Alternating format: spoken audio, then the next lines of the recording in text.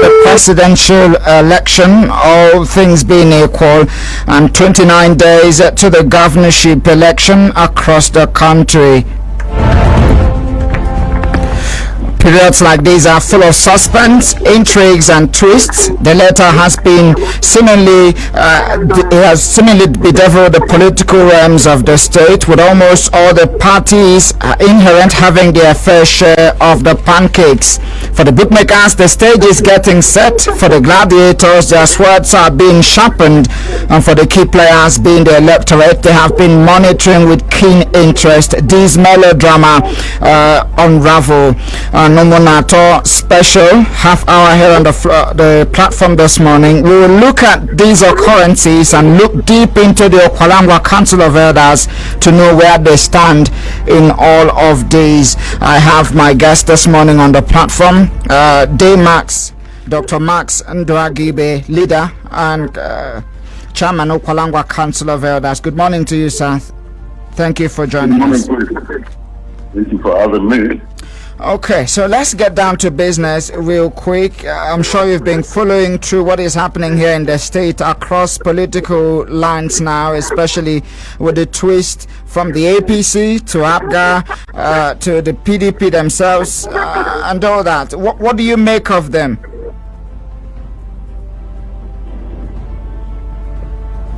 Hello? Can you hear me? Yeah, I can hear you now. Yes, I said, I'm sure you've been following across board the happenings in the different parties here in the state. I'm looking at the Guba elections now, from APGA to APC to the People's Democratic Party, the ruling party in the state. Each of them seem to be having one twist or the other. What do you make of all that? Oh, thank you for having me. You see, this is politics, and there are ups and downs, even in ordinary life, in ordinary person's life, there are ups and downs. So the same thing is expected of political parties, institutions, organizations, and all that. So it's normal that these things happen, but this year it seems to be fairly more occurring in the negative, than in the positive. I don't want to involve myself into analyzing the issues, in different political parties in the state. I don't think it is my business. What I can only do is to observe that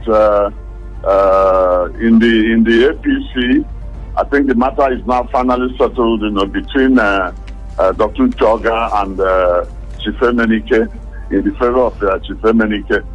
Then I also read the other day that the appeal court, have nullified the ticket of Professor Greg Ibe. So these are normal occurrences in political parties. Things like that happen, In the case of the APGA, I think there's still a window of opportunity since they haven't reached to the Supreme Court.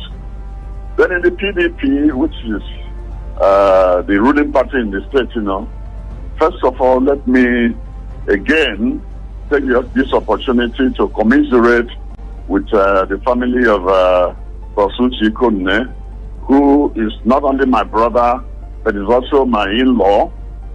The family has gone through a major crisis, and unfortunately, Prosuchi Kunne did not survive. He is, for me, I have said it over and over again, he died in active service. He died in the service, of his people. He died, trying to fight, and work, for his people. So I commiserate with him, I commiserate with the family, and I continue to say that PDP have, I think, lastly brought out another candidate in replacement of Professor Kodne. So let us see what happens. Now, looking at these very twists, like you mentioned, no need to analyze them, but some, like you mentioned, are unprecedented. For some, they are rife during electioneering periods. Does it shape up the polls to be very keenly contested? Do you think it's going to be pulsating more like, a huge battle on our hands? I'm talking about the Guba polls now, with all these twists and turns. Obviously, some persons who were not in the fray are now stepping onto the fray. Obviously, it's going to be harder for some. It's going to be easier for some. That is life. I don't want to project anything, but the road to victory is open to all of them. But it has become easier in the sense that there will be a kind of rearrangement, realignment. People are going to move from one fellow to the other. People who have leaders, in various parties and who are affected by some misfortunes, obviously they are going to move. They will move, to other areas. They will move to other parties. They will move to other governorship candidates. That is normal, and the fight will continue. The movement will continue until almost on the eve of the election itself.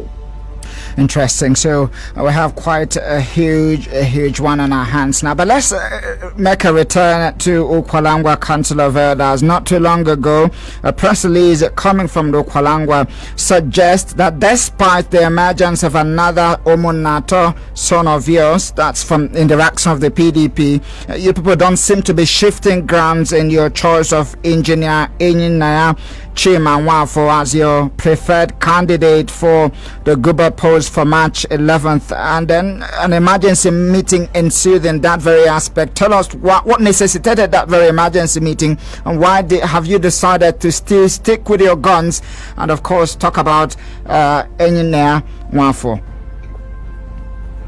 Yes, thank you again. We had a meeting of the caucus. We ask ourselves questions, whether what happened in the PDP so far has brought changes, to our position in the past.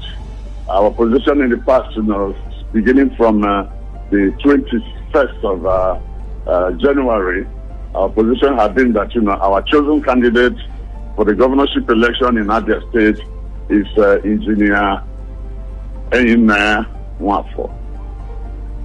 So, what happened in the PDP? In what way did it affect us? Now, mind you, I am from Isialangwa North, which is the area that the PDP had zoned their governorship election. But there is not Ukwa Council of Elders. There are other people from other local governments who are part of Ukwa Council of Elders. So their decision, has nothing to do with my own emotions or my own position or my own feelings. So we reviewed, the situation, and everybody in that hall, everybody agreed that nothing has happened to warrant our change in position. That Engineer Nwafor remain our chosen candidate for the governorship, and we went further to commend him, to the people of Abia State, to the electorate, to view him as somebody who can bring changes, to the governance in Abia State. Somebody who is new in the structure, in the political structure, political lineage of Abia State. Remember that, what we have in Abia State has been PDP all the way around from 1999, and that same lineage, he is not part of it. So we feel confident, that, the program he has, the actions he will take, all of those, will bring succor to the people of Abia State. So we continue to support him, and we continue to request of the people of Abia State to consider him favorably. Now, you said quite a lot already. First, you mentioned the fact that he's new to the political line here in the state, given the fact that we all understand the transition over time. And of course, being new, some would argue that that would make him a little mediocre in terms of how to govern the state and all that. But then there's something you've been saying, you've been harping on time and again. It has to do with preparedness, acceptability, and competence.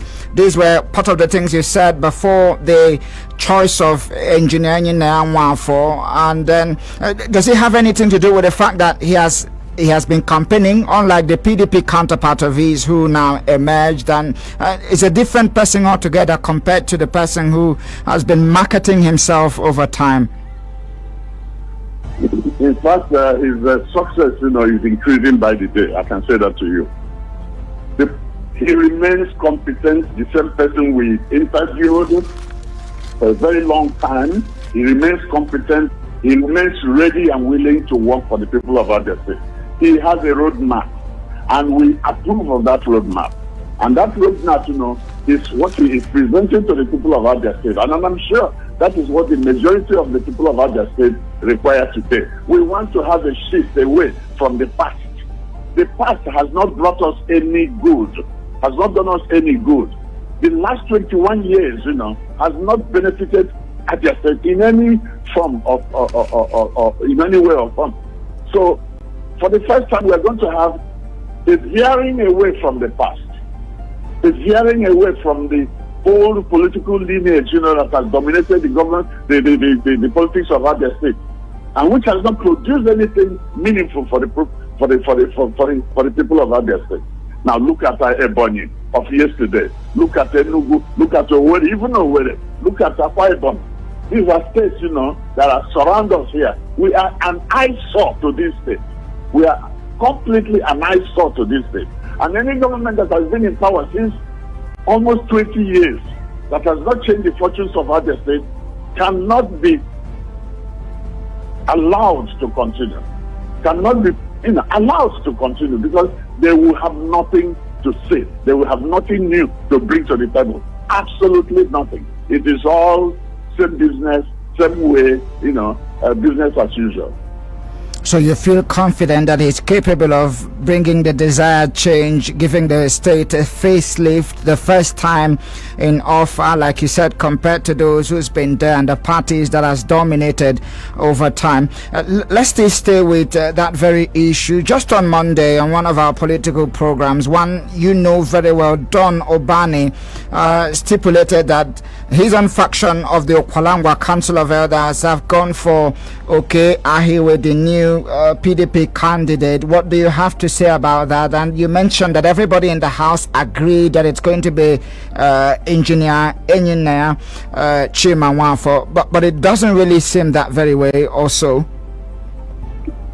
Now, first of all, let me say again that the Ngwa Council of Elders have placed their honor, have placed their integrity behind the candidacy of Enyinnaya Nwafor. We continue. If we are not content, if we are not certain that he will perform, we will not pledge our own honor in his favor. So we will continue. We have seen in him somebody who can bring this state, away from what we have known in the past. We have seen in him somebody who can develop this state, within a short period of time, because he has a program of action, and those programs also are something that people will buy into very easily, and everybody coming on board, within 4 years of his tenure, Abia State will take a completely different turn. Now, coming to somebody you mentioned, I don't want to give him press at all. He is a member of PDP. So he is prepared, he is allowed, to support his candidate. There is nothing wrong with that. So I'm not going to waste my time talking about him. I'm talking about the candidate that Ngwa Council of Elders have endorsed. They themselves, members of PDP, endorsed their own party candidate, There's nothing like that. Ukwalangwa Council of Elders is not a political party. So we cannot compare ourselves to them at all, you know. They are free to endorse their party candidate. We in Ukwalangwa Council of Elders, as elders of the community, we are looking far deeper into the problem of development in Abia State, the causes of that development. Why is it that Abia State has refused to move forward? Why? And we have answered those questions in our analysis, and we have seen somebody who we can push forward, you know, to achieve, you know, that result. Okay, great to know that. Let's take a couple of calls before we call it time on the first half of the platform this morning. Nato special here on Flu 94.9 FM. Call us 0808 1826949 08116 052949. Before I open up the phone lines, let me still stay with your choice of chief, talking about Engineer Enyinnaya Nwafor. Now, in the wake of the emergence of okay Ahiwe, has he really reached out to Nato to say, okay, I'm the new person, why not support me? Has anything of such nature happened since his emergence? Who reached out to who? I'm talking about the PDP candidates now, the new PDP candidate. Did he reach out to Ukwalangwa Council of Elders to say, like you mentioned, you have to make yourself available, and maybe they questioned basically the procedure, which of course threw up your support for Engineer Enyinnaya Nwafor? Has he made himself available to the Council of Elders and perhaps had a chat with you? That is what we expected of him to do. We expected of him to make a call on us, you know, and say, look, I am a new person. I present myself to you. I want you to also appraise me the way you did, you know, to other candidates. That is what we expected him to do. But, you know, he comes from a group of people who feel that, you know, they have the magic wand. They will continue to govern the state no matter what happens. And there is that arrogance in them that, you know, they will continue to, you know, they are in government in power. They have already won, you know. Fine, you know. But the point remains that, you know, there are several parties in Abia State.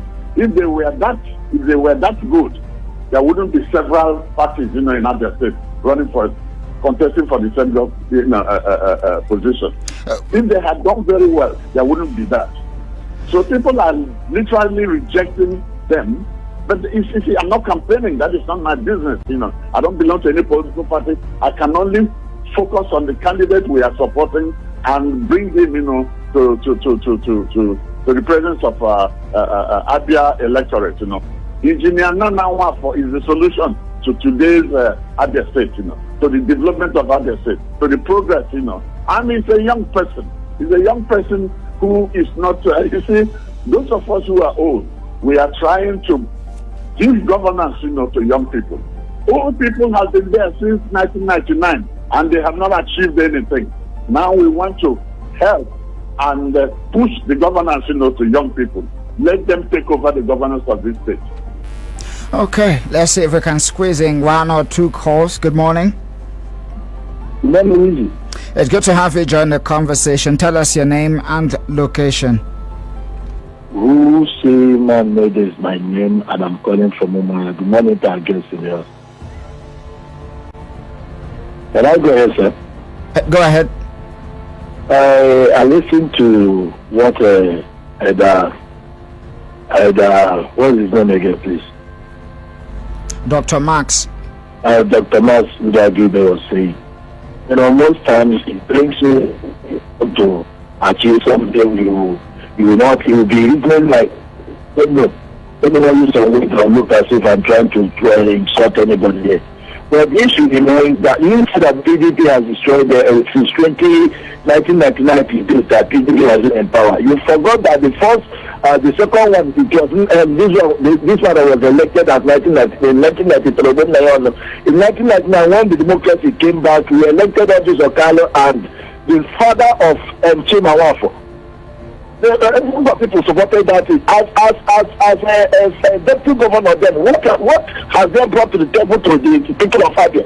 You know, I still believe that he was once a member of the party, PDP member, party. Wrap up your thoughts now. I think that's okay, and he will have what it takes to get who was still a member of PDP. He just left a few months ago. Now, thank you very much. Thank you. Thank you very much. Thank you very much. Thank you very much for your contribution. Let's take a few more calls and we call it time on the program. 08081826949 or 08116052949. Good morning. Good morning, sir. Good to have you join us. Tell us your name and location. This is Frank. Can you turn down the volume on your radio set? Then you can go ahead. Yes. Go ahead. Okay. I thank God for everything. But what we are praying for is let the Lord God somewhere that will reduce other states. Because if you see what is happening in PDP is a very big blow. So PDP that was try as they supposed to be. We are our state is. Go to Abaya, there is no road. Come to Omaya, which is there is no road. We are the road that leads from Aba to Port. It's not good. We are three about at least 80 to enter. That's our prayer. Thank you very much. Dr. Max, are you still there? I am there here, but I didn't hear one word of what they said, you know. Oh, sorry about that. That could be a glitch in the technicalities here. But I want you to wrap up by answering this very question. One would literally think that the Kwalangwa Council of Elders will throw their weight of support behind those who seemingly, according to the bookmakers, have the structure to win the governorship seat, the most hallowed seat in the state. But that's not the case. Where's that very confidence coming from that engineer Enyinnaya Nwafor is capable, structure-wise, and of course competence and otherwise, to win that very hallowed seat? Where's that very confidence emanating from? You see, I have been in this state, you know, I've participated in the politics of Abia State since since in the 90s, let me say so. And beginning from then, coming down to today, I hear the opinion of Abians, the masses, the people of Abia State. Go to Aba, go to Umuahia, go to Hafia, go to the interior. People do not feel the presence of any government since 1999. Look at Umuahia, for example. Can anybody believe that Umuahia is the capital of the state? Now come to Aba. Aba, which is far more developed, earlier on, than Umuahia. Nobody has concentrated in working on, for the people of Abia State. They have been busy amassing wealth. They've been busy enriching themselves and their children, stacking up money, that will see them through to the next generation. No, this time around, we are sure that this young man is going to work. He's a youth. He is part of those angling, part of the people angling to make contribution to the development of their state. Like all the young people, you see in the street, who want to participate, who want to do something new, something different, make a contribution to the development of the state. This young man is going to bring together all the energies of this state. Okay. And ensure that development happens. Let me sincerely appreciate Dr. Max Ndwagebe. He's a leader and chairman of Kwalangwa Council of Elders, for coming on the first half of the platform this morning. Umunato Special. Thank you once again for speaking to us. Thank you for having me, and thank you the listeners. Okay, all the best and your ambition, and that of the Kwalangwa Council of Elders. Thank you so much. Okay.